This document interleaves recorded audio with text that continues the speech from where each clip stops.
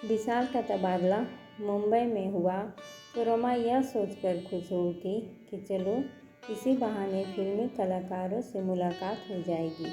वैसे कहाँ मुंबई घूमने जा सकते थे। विशाल ने मुंबई आकर पहले कंपनी का कार्यभार संभाला, फिर बरेली जाकर पत्नी और बेटे को ले आया। इधर उधर घूमते हुए पूरा महीना निकल गया। धीरे धीरे दंपति को महंगाई और एकाकीपन खलने लगा। उनके आसपास हिंदी भाषी लोग न होकर महाराष्ट्र के लोग अधिक थे, जिनकी बोली अलग तरह की थी।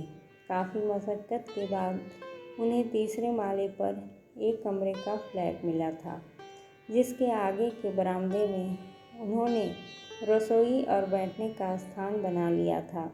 रमा ने सोचा था कि मुंबई में ऐसा घर होगा जहाँ से उसे समुद्र दिखाई देगा, पर यहाँ से तो सिर्फ झुग्गी झोपड़ियाँ ही दिखाई देती है। विशाल रमा को चिढ़ाता, मैडम असली मुंबई तो यही है। मछुआरे और मजदूर झुग्गी झोपड़ियों में नहीं रहेंगे तो क्या महलों में रहेंगे। जब कभी मछलियों की महक आती तो रमा नाक सिकोड़ती। घर की सफाई एवं बर्तन धोने के लिए काम वाली बाई रखी तो रमा को उससे भी मछली की बदबू आती हुई महसूस हुई। उसने उसी दिन बाई को काम से हटा दिया। रमा के लिए गर्भावस्था की हालत में घर के काम की समस्या पैदा हो गई। नीचे जाकर साग भाजी खरीदना, दूध लाना, 3 वर्ष के सोनू को तैयार करके स्कूल भेजना, फिर घर के सारे काम करके विशाल की पसंद का भोजन बनाना अब रमा के बस का नहीं था। विशाल भी रात को अक्सर देर से लौटता था। विशाल ने माँ को आने के लिए पत्र लिखा तो माँ ने अपनी असमर्थता जताई कि तुम्हारे पिताजी अक्सर बीमार रहते हैं, उनकी देखभाल कौन करेगा। फिर तुम्हारे एक कमरे के घर में ना सोने की जगह है ना बैठने की। विशाल ने अपनी पहचान वालों से एक अच्छी नौकरानी तलाश करने को कहा, पर रमा को कोई पसंद नहीं आई। विशाल ने अखबार में विज्ञापन दे दिया। फिर कई काम वाली बाइयाँ आई और चली गई। एक सुबह एक अधेड़ औरत ने आकर उनका दरवाज़ा खटखटाया और पूछा कि आपको काम वाली बाई चाहिए। हाँ हाँ, कहाँ है? मैं ही हूँ। विशाल और रमा दोनों ही उसे देखते रह गए। हिंदी बोलने वाली वह औरत साधारण मगर साफ सुथरे कपड़े पहने हुए थी। मैं घर के सभी काम कर लेती हूँ, सभी प्रकार का खाना बना लेती हूँ, पर मैं रात में नहीं रुक पाऊँगी। ठीक है, तुम रात में मत रुकना। तुम्हारा नाम क्या है? ललिता। देखो ललिता, हमारी छोटी सी गृहस्थी है, इसलिए अधिक काम नहीं है, पर हम सब साफ सफाई का अधिक ध्यान रखते हैं। रमा बोली, बीबी जी, आपको शिकायत का मौका नहीं मिलेगा। ललिता ने प्रति माह 3000 रुपये वेतन मांगा, पर थोड़ी नानुकुर के बाद वह 2500 रुपये पर तैयार हो गई और उसी दिन से वह काम में जुट गई। पूरे घर की पहले सफाई धुलाई की, फिर कढ़ी चावल बनाए और सोनू की मालिश करके उसे नहलाया। विशाल और रमा दोनों ही ललिता के काम से बेहद प्रभावित हो गए, यद्यपि उन्होंने ललिता से उसका पता तक भी नहीं पूछा था। ललिता शाम को जब चली गई तो दंपति उसके बारे में देर तक बातें करते रहे। विशाल रमा आश्वस्त होते चले गए, जैसे ललिता उनकी माँ हो। वे दोनों उसका सम्मान करने लगे। ललिता परिवार के सदस्य की भांति रहने लगी। सुबह आने के साथ ही सबको चाय बनाकर देना, सोनू को रिक्शे तक छोड़ कर आना, विशाल को 9 बजे तक नाश्ता और लंच बॉक्स तैयार कर देना, रमा को फलों का रस निकाल कर देना, यह सब कार्य ललिता हवा की भांति फुर्ती से करती रहती थी। ललिता वाकई कमाल का भोजन बनाना जानती थी। रमा ने उससे ढोकला, डोसा बनाना सीखा, भांति भांति के अचार, चटनियाँ बनानी सीखी। ऐसा लगता है अम्मा आपने कुकिंग स्कूल चलाया है, एक दिन मजाक में रमा ने पूछा था। हाँ, मैं सिलाई कढ़ाई का भी स्कूल चला चुकी हूँ। रमा मुस्कुराती मन में सोचती रहती कि उसे तो बढ़ चढ़ कर बोलने की आदत है। डिलीवरी के लिए रमा को अस्पताल में दाखिल कराया गया तो ललिता रात को अस्पताल में रहने लगी। विशाल और अधिक आश्वस्त हो गया। उसने माँ को फ़ोन कर दिया कि तुम पिताजी की देखभाल करो, यहाँ ललिता ने सब संभाल लिया है। रमा को बेटी पैदा हुई। तीसरे दिन रमा नन्ही सी गुड़िया को लेकर घर लौटी। ललिता ने उसे नहला धुलाकर बिस्तर पर लिटा दिया और हरीरा बनाकर रमा को पिलाया। ललिता, अम्मा, आपने मेरी सांस की कमी पूरी कर दी। कृतज्ञ हो, रमा बोली थी। तुम मेरी बेटी जैसी ही हो। मैं तुम्हारा नमक खा रही हूँ तो फर्ज निभाना मेरा कर्तव्य है। विशाल ने भी ललिता की खूब प्रशंसा की। एक शाम विशाल रमा और बच्ची को लेकर डॉक्टर को दिखाने गया तो रास्ते में लोकल ट्रेन का एक्सीडेंट हो जाने के कारण दंपति को घर लौटने में रात के 12 बज गए।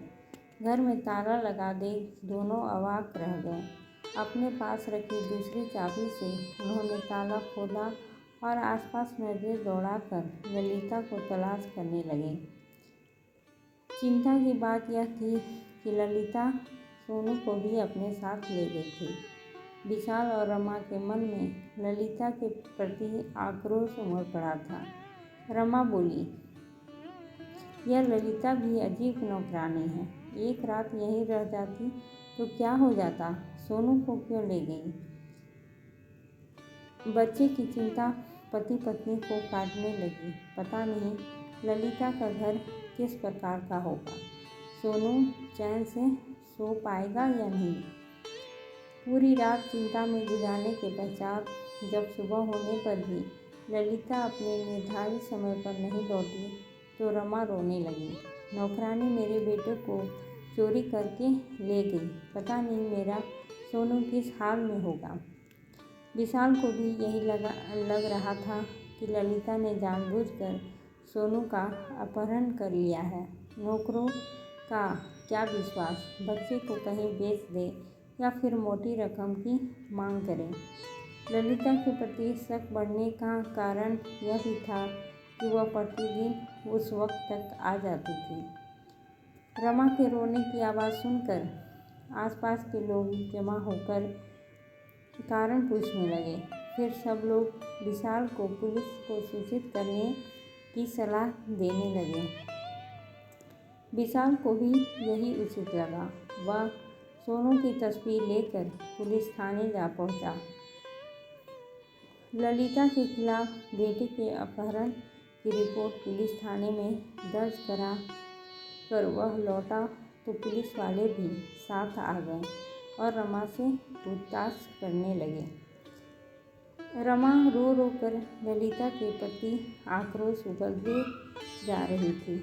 पुलिस वाले विशाल और रमा का ही दोष निकालने लगे कि उन्होंने ललिता का फ़ोटो क्यों नहीं लिया, बायोडाटा क्यों नहीं बनवाया, ना उसके रहने का ठिकाना देखा, जबकि नौकर रखते वक्त यह सावधानियां आवश्यक हुआ करती है। अब इतनी बड़ी मुंबई में एक औरत की खोज रेत के ढेर में सुई खोजने के समान है। अभी यह सब हो ही रहा था कि अकस्मात ललिता आ गई। सब भौचक्के से रह गए। हमारा सोनू कहाँ है? विशाल और रमा एक साथ बोले। ललिता की रंगत उड़ी हुई थी, जैसे रात भर सो न पाई हो। फिर लोगों की भीड़ और पुलिस वालों को देखकर वह हक्की बक्की सी रह गई थी। बताती क्यों नहीं? कहाँ है इनका बेटा? तू कहाँ छोड़कर आई है उसे? पुलिस वाले ललिता को डांटने लगे।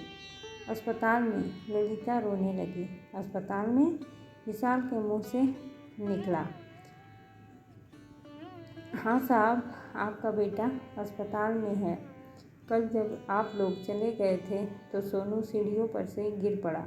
मैं उसे तुरंत अस्पताल ले गई। अब वह बिल्कुल ठीक है। मैं उसे दूध बिस्किट खिला कर आई हूँ। पर साहब, यहाँ पुलिस आई है। आपने पुलिस बुला ली, मेरे ऊपर शक किया, मुझे चोर समझा। ललिता रोते रोते आवेश में भर उठी।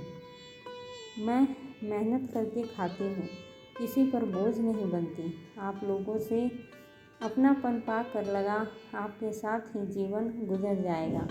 मैं सोनू को कितना प्यार करती हूँ, क्या आप नहीं जानते? फिर भी आपने ललिता अम्मा, हमें माफ़ कर दो। हमने तुम्हें गलत समझ लिया था। विशाल और रमा ललिता के सामने अपने को छोटा समझ रहे थे। साहब, अब मैं यहाँ नहीं रहूँगी, कोई दूसरी नौकरी ढूंढ लूँगी। पर जाने से पहले मैं आपको आपके बेटे से मिलाना ठीक समझती हूँ। आप सब मेरे साथ अस्पताल चलिए। विशाल, रमा, कुछ पड़ोसी और पुलिस वाले ललिता के साथ अस्पताल पहुंच गए। वहां सोनू को देख दंपति को राहत मिली। सोनू के माथे पर पट्टी बंधी हुई थी और पैर पर प्लास्टर चढ़ा हुआ था। डॉक्टर ने बताया कि ललिता ने अपने कानों की सोने की बालियां बेचकर सोनू के लिए दवाएं खरीदी थी। साहब, आपका बेटा आपको मिल गया, अब मैं जा रही हूँ। विशाल और रमा दोनों ललिता के सामने हाथ जोड़कर खड़े हो गए। माफ़ कर दो अम्मा, हमें छोड़कर मत जाओ। दोनों पति पत्नी इतनी अच्छी आया को खोना नहीं चाहते थे, इसलिए बार बार आग्रह करके उन्होंने उसे रोक लिया। ललिता भी खुश हो उठी कि जब आप लोग मुझे इतना मान सम्मान दे रहे हैं, रुकने का इतना आग्रह कर रहे हैं, तो मैं यहीं रुक जाती हूँ। साहब, मेरा मुंबई का घर नहीं देखोगे? एक दिन ललिता ने आग्रह किया। विशाल और रमा उसके साथ गए। वह एक साधारण वृद्धाश्रम था, जिसके बरामदे में ललिता का बिस्तर लगा हुआ था। आश्रम वालों ने उन्हें बताया कि ललिता अपने वेतन का कुछ हिस्सा आश्रम को दान कर देती है और रातों को जाग कर वहां रहने वाले लाचार बूढ़ों की सेवा करती है। अब विशाल और रमा के मन में ललिता के प्रति मान सम्मान और भी बढ़ गया था। ललिता के जीवन की पर्ची एक एक करके खुलती गई।